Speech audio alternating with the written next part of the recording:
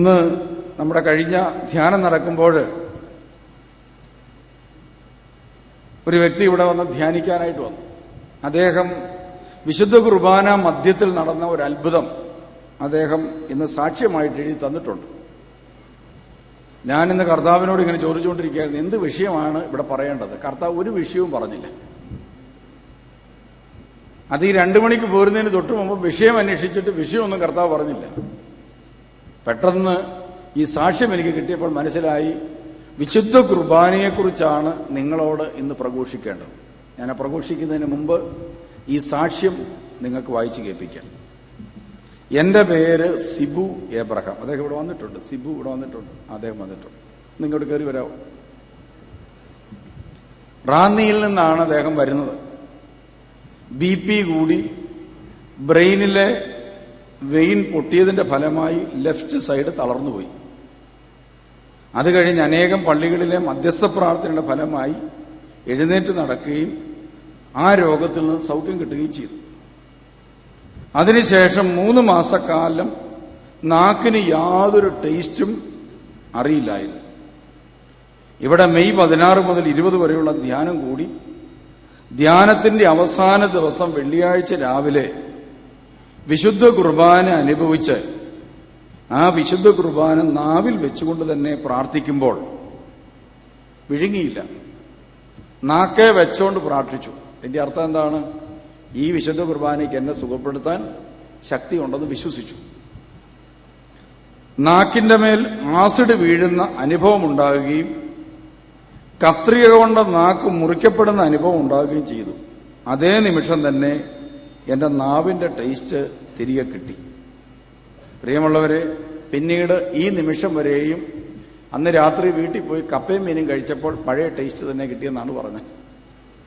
ഈ നിമിഷം വരെയും അദ്ദേഹത്തിന് ആ നാക്കിൻ്റെ ആ അസ്വസ്ഥതകൾ വിശുദ്ധ കുർബാനയുടെ ശക്തി കൊണ്ട് അത് നാക്കിൽ ഒരു സ്ഥലത്ത് അദ്ദേഹം വെച്ചു.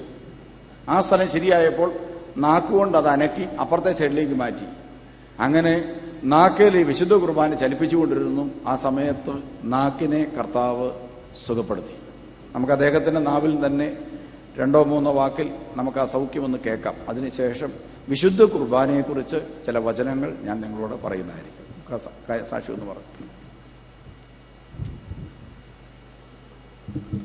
എൻ്റെ പേര് സിബു എബ്രഹാം. ഞാൻ റാന്നിയിൽ നിന്ന് വരുന്നു.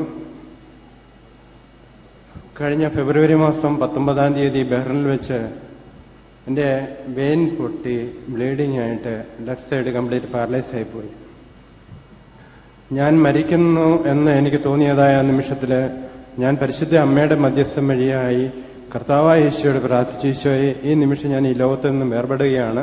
എൻ്റെ ആത്മാവിനെ ഈശോയെ അവിടുന്ന് സ്വീകരിക്കണമേ. പരിശുദ്ധ അമ്മയെ, മാതാവെ, അമ്മയുടെ വിശുദ്ധിയോട് ചേർത്ത് എൻ്റെ ആത്മാവിനെ അവിടുത്തെ പുത്രന്റെ സന്നിധിയിൽ സമർപ്പിക്കണമേ എന്ന ആഴമായൊരു പ്രാർത്ഥന ഒരു 5 മിനിറ്റോളം പ്രാർത്ഥിച്ചു. അതിനുശേഷം എൻ്റെ കൂട്ടുകാരനെ ഹോസ്പിറ്റലിലേക്ക് കൊണ്ടുപോവുകയും ആ വാഹനത്തിൽ കിടന്നുകൊണ്ട് ഞാൻ പ്രാർത്ഥിച്ചു, കർത്താവായ ഈശോയെ, ഞാൻ എന്തു യോഗ്യത എനിക്കുള്ളത്? ഒന്നുമില്ലാത്ത സ്ഥാനത്ത് ആ കള്ളന് കൊടുത്തതായ ആ അവസാനത്തെ ആ വലിയ ഒരു സമയം നീ എനിക്ക് തന്നല്ലോ, പെട്ടെന്നുള്ള മരണത്തിൽ നീ എന്നെ രക്ഷിച്ചല്ലോ എന്ന് പ്രാർത്ഥിച്ച് തന്ന സമയത്തിനെ ഓർത്ത് നന്ദി പറഞ്ഞുകൊണ്ട് പ്രാർത്ഥിക്കുന്നതായ സമയത്ത് എൻ്റെ ഹൃദയത്തിലേക്ക് വലിയൊരു പ്രഷർ വരികയും, നീ മരിക്കില്ല, നീ എഴുന്നേൽക്കും, നീ എനിക്ക് വേണ്ടി എഴുന്നേൽക്കണം എന്നുള്ളതായ വലിയ ഒരു ശക്തമായ ഒരു തോന്നൽ എനിക്കുണ്ടാകുകയും അതിനുശേഷം എന്തെന്നില്ലാത്ത ഒരു പരിശുദ്ധാത്മാവിന്റെ ഒരു ശക്തി എന്നിൽ വ്യാപരിക്കുകയും ഒരിക്കലും ഞാൻ വീഴില്ല, ഞാൻ എഴുന്നേൽക്കും എന്നുള്ള ധൈര്യത്തിൽ ഞാൻ മുന്നോട്ട് പോവുകയും ചെയ്തു.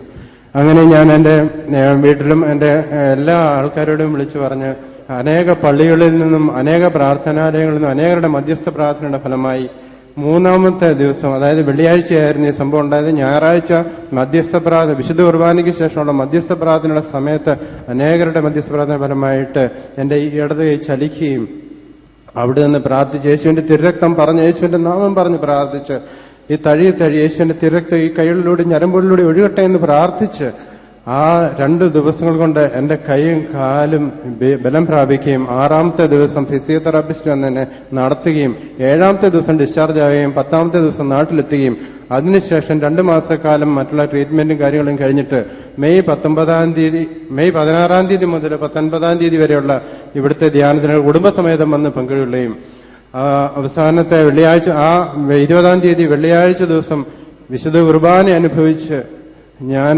വെളിയിലേക്ക് വെള്ളം കുടിക്കാൻ പോയില്ല. എൻ്റെ മകന്റെ കയ്യിൽ വെള്ളം ഉണ്ടായിരുന്നതുകൊണ്ട് എൻ്റെ ചെയറിൽ തന്നെ വന്നിരുന്നുകൊണ്ട് ഞാൻ ആ നാവിന്മേൽ വെച്ചുകൊണ്ട് തന്നെ ഞാൻ പ്രാർത്ഥിച്ചു, കർത്താവായ ഈശോയെ, നീ എന്നിൽ നിറയുന്നതിനു വേണ്ടി, എന്നിൽ വസിക്കുന്നതിന് വേണ്ടി നീ ഒരപ്പത്തോളം ചെറുതായല്ലോ, നീ എനിക്ക് വേണ്ടി മുറിക്കപ്പെട്ടല്ലോ ഈശോയെ, നിനക്ക് വേണ്ടി ഞാൻ മുറിക്കപ്പെടുവാൻ ഈശോയെ നീ എന്നെ അനുവദിക്കുമെങ്കിൽ ഞാൻ റെഡിയാണെന്ന് എന്നുള്ള പൂർണ്ണമായ സമർപ്പണത്തോടുകൂടി കർത്താവായ ഈശോയുടെ സന്നിധിയിൽ ഈ വിശുദ്ധ കുർബാനയെ സമർപ്പിച്ച് നാവിന്മേൽ സമർപ്പിച്ചുകൊണ്ട് പ്രാർത്ഥിക്കുന്ന സമയത്ത് നാവിന്റെ തുമ്പിന്മേൽ ആ തനിയാസിട്ട് വീഴുന്ന ഒരു അനുഭവം ഉണ്ടാവുകയും അപ്പോഴത്തേക്ക് ഞാൻ സൈഡിലേക്ക് വിശുദ്ധ കുർബാന മാറ്റി താഴെ പോകാതിരിക്കാനായിട്ട് ഞാൻ വായ പൊത്തിപ്പിടിച്ചു.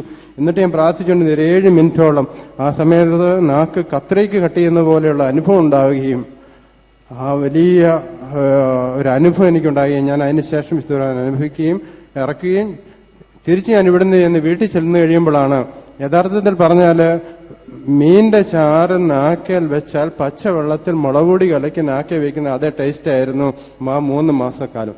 അന്ന് വൈകിട്ട് ഞാൻ ഇനി പരീക്ഷിക്കാൻ വേണ്ടിയിട്ട് അന്ന് കപ്പയും മീൻകറിയും കൂടി കൂട്ടി അന്ന് വൈകിട്ട് ഭക്ഷണം കഴിച്ച് അതേ എൻ്റെ നഷ്ടപ്പെട്ടു പോയ ആ രുചിയുടെ അനുഭവം എനിക്ക് ഈ നിമിഷം വരെയും, ആ നിമിഷം തൊട്ട് ഈ നിമിഷം വരെയും ഈശോ എനിക്ക് തിരിച്ചു തന്നു. യേശുവെ നന്ദി, യേശുവെ സ്തോത്രം. പരിശുദ്ധ കുർബാനയിൽ കൂടി എന്നിൽ നിറഞ്ഞ ഈശോയ്ക്ക് 1000 നന്ദി, 1000 സ്തുതി, സ്തോത്രം. കരങ്ങളടിച്ച് നമുക്ക് കർത്താവിന് നന്ദി പറയാം. ഒരിക്കൽ കൂടെ വിശുദ്ധ കുർബാനയിൽ വസിക്കുന്ന യേശു, വിശുദ്ധ കുർബാനയിൽ വസിക്കുന്ന യേശുവിലൂടെ രോഗികൾക്ക് സൗഖ്യം. ഇത് ദൈവം നമുക്ക് നൽകുമ്പോൾ ഒരിക്കൽ കൂടെ കർത്താവ് വെളിപ്പെടുത്തുകയാണ് ഈ സഭയുടെ കൂദാശകൾ ദൈവത്തിന്റെ കൂദാശയാണെന്നും ആ കൂദാശയുടെ മേൽ ദൈവത്തിന്റെ കയ്യൊപ്പ് പതിഞ്ഞിരിക്കുന്നു.